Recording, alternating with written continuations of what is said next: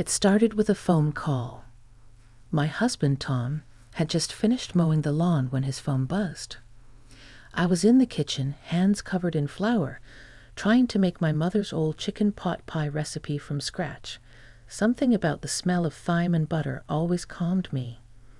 I heard his tone shift mid-conversation, curious at first, then a touch reluctant, and finally resigned. When he walked back inside, wiping sweat from his forehead with the bottom of his shirt, he looked at me with that sheepish grin he always wears when he's about to ask for something he knows I won't like. "Rachel," he said, dragging out the word like he did when we first started dating. "You remember my cousin Jake, right?" I froze mid-stir. Jake. Of course, I remembered Jake. He was the golden boy of Tom's family, charming, always traveling somewhere exotic, full of stories that made everyone laugh around the table. We'd only met a few times at reunions over the years, but there was something about him, an energy, maybe, that had stayed with me longer than I cared to admit.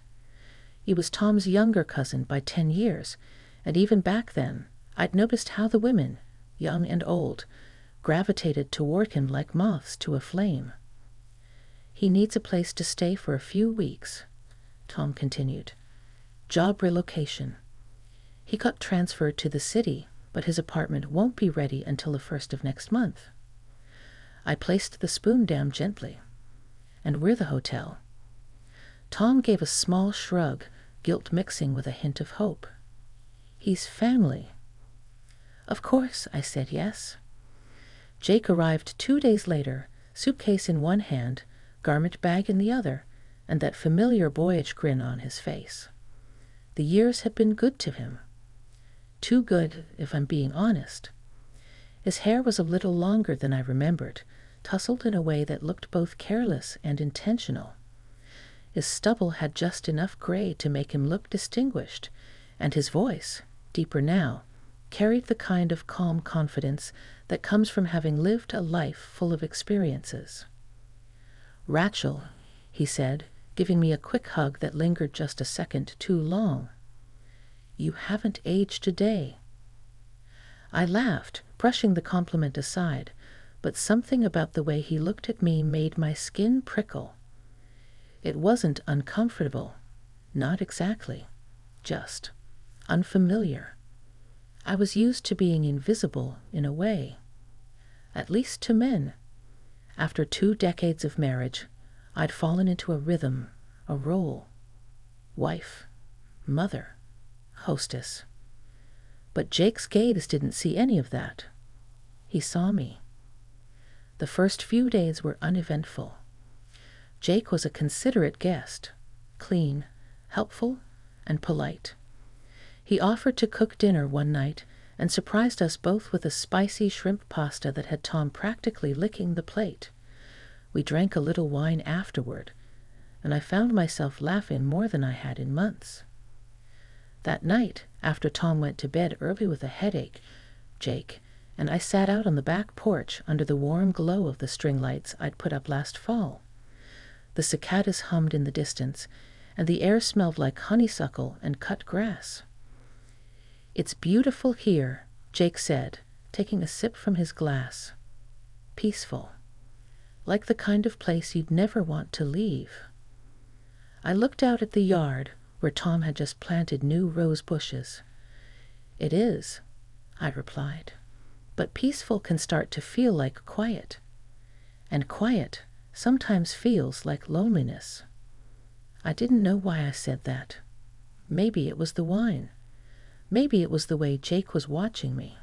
Not just listening, but hearing me. He didn't say anything right away, just nodded slowly, as if he understood something unspoken. "You ever feel like there's a version of yourself you left behind?" he asked. I turned to look at him. The question hit harder than I expected. "Every day," I whispered. Over the next week, the rhythm of the house shifted subtly. I found myself looking forward to our late-night talks on the porch. They were innocent, of course, just conversations. But in those quiet hours, I felt seen in a way I hadn't in years. Jake asked about my art, something even Tom rarely brought up anymore. He wanted to see my old paintings, the ones collecting dust in the garage. When I showed them to him, he studied each canvas like it was something sacred. "These are incredible, Rachel," he said, holding up a piece I'd done years ago during a particularly hard winter. "Why did you stop?" I looked away. Life, kids, work, time. I guess I just forgot that part of me. He placed the painting down gently, his voice low. "Maybe it's time to remember." Then came the night of the storm. Tom had gone on a weekend fishing trip with his old high school buddies. Jake and I were alone in the house when the sky cracked open with thunder and rain lashed against the windows like something alive. The power flickered, then went out. We lit candles. I pulled out old board games. We played Scrabble by candlelight at the kitchen table, the storm roaring around us. "I haven't done this since I was a kid," Jake said, grinning as he laid down the word urine. "Fancy," I teased, trying not to think too hard about the choice of word. As the night wore on, the mood shifted. The house felt smaller somehow, the air thicker. I could feel his eyes on me, curious, warm, patient. And I realized that I wasn't afraid of being seen anymore. When I stood to blow out the candles, I felt his hand brush mine.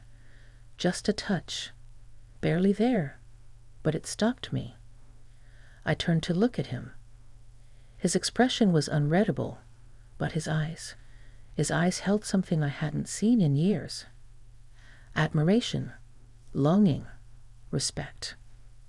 "I should go to bed," I said, my voice barely above a whisper. He nodded. "Good night, Rachel." But as I climbed the stairs, my heart pounding in my chest, I knew something had shifted. Something I couldn't quite name yet. But I would. I didn't sleep well that night. The storm had passed, but its echo seemed to settle in my chest. I lay there in the dark, the soft creak of the old house playing tricks on my ears. Every time I closed my eyes, I saw the way Jake had looked at me, steady, searching, as if he already knew what I hadn't been willing to admit. I wasn't afraid of him. That wasn't it. I was afraid of myself. The next morning, the air was still damp, and the world outside the windows looked scrubbed clean. Birds chirped loudly, and the smell of wet earth lingered. I padded downstairs in my robe, my hair still a mess from tossing and turning. Jake was already in the kitchen, barefoot, shirt slightly wrinkled, flipping pancakes with a calm smile. "Morning, sleepyhead," he said, his voice warm and light. I tried to smile back, but something in me felt off-kilter. "You cook too." He shrugged. "When the mood strikes. Figured you could use a break." He poured me a cup of coffee exactly how I liked it, 2 sugars, splash of cream, without asking. That simple gesture, more than anything, caught me off guard. Tom had never once gotten it right, even after 20 years. We ate in relative silence, the kind that feels safe but charged. He told me a story about a project at his new job, how everything was moving faster than expected, how he might be able to move into his place earlier than planned. I should have felt relieved. But instead, I felt something dangerously close to disappointment. That afternoon, I decided to paint. For the first time in over a decade, I pulled out my easel from the garage. It was dusty and wobbly, but still standing. I set it up by the sunroom windows where the light was soft and golden. Jake walked in quietly and leaned in the doorway, not saying anything at first. I dipped my brush in deep blue and let it collide across the canvas. It was clumsy at first, hesitant. But then the motion returned to my wrist, the rhythm. I wasn't painting anything specific, just movement, emotion, memory. Jake eventually spoke. It suits you, seeing you like this." I glanced back at him, feeling heat rise to my cheeks. "Like what?" "Alive." The words settled between us like fog, thick and inescapable. That evening, I tried to keep my distance. I busied myself with laundry, with texts to the kids, with a long phone call to my sister. But when the house quieted again, and the sky began to darken, I found myself once more on the back porch. Jake joined me, 2 cups of chamomile tea in hand. We talked about regrets, about roads not taken, about how sometimes life pulls you in directions you never expected, and how easy it is to forget what you wanted in the first place. I used to dream about living by the sea, I confessed, opening a little art gallery. Nothing fancy, just something that was mine. Jake looked out toward the horizon, his expression unreadable. "Why didn't you?" I gave a half smile. "Because dreams don't fold laundry or cook dinner. They don't pay bills or raise kids." "No," he said softly. "But they keep you breathing." I don't remember how the conversation shifted, only that it did. Suddenly, we weren't talking about dreams anymore. We were talking about loneliness, about touch, about how long it had been since either of us had really felt anything that wasn't muted by obligation. "I'm not looking for trouble, Jake," I said, my voice tight with emotion. "I'm not offering any," he replied. And then he did the thing I didn't expect. He stood up and walked away. No pressure, no clever remarks, no boundary crossed. Just space. He left me with my thoughts, with the aching clarity that something in me had cracked open. And I wasn't sure I wanted to close it back up. The next day, Tom came home from his trip. He smelled like beer and fish, and told the same tired stories he always told. I listened, nodded, laughed in all the right places. But I wasn't fully there. Not anymore. I watched Jake across the room, how he smiled, how he knew when to speak and when to stay quiet, how his eyes occasionally met mine with something unsaid but respectful. Later that night, as I climbed into bed beside Tom and turned off the lamp, I felt like I was floating in 2 lives at once. One that I had built over decades, solid and familiar, and another that had crept in over the course of days, uncertain, stirring, alive. I didn't know what was coming next, but I knew things would never be quite the same. The following week moved like slow water, quiet on the surface, but churning underneath. Jake kept his distance, not in a cold way. If anything, it was careful, deliberate. We were both walking an invisible line, and we knew it. We still shared meals, casual conversations, even the occasional smile when our paths crossed in the hallway, but the air between us had changed. Tom, oblivious as always, carried on as if nothing was different. He talked about work, griped about traffic, and spent his evenings watching reruns of old detective shows with the volume just a little too loud. I tried to match his energy, to settle back into the rhythm we'd spent years building.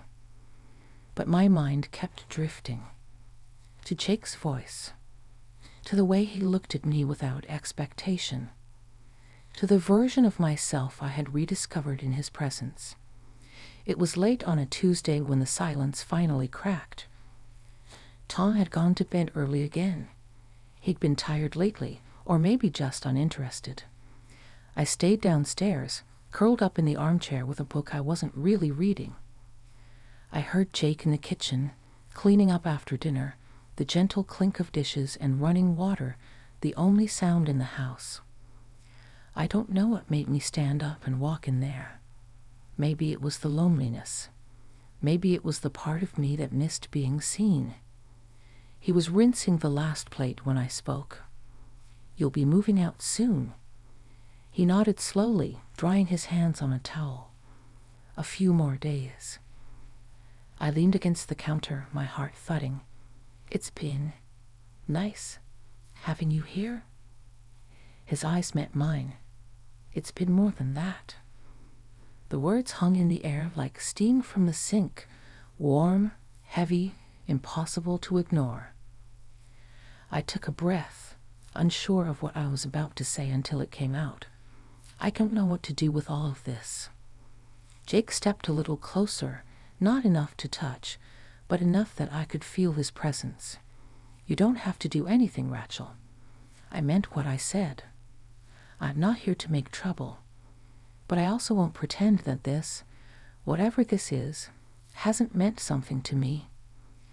I swallowed hard, my throat dry. It meant something to me, too.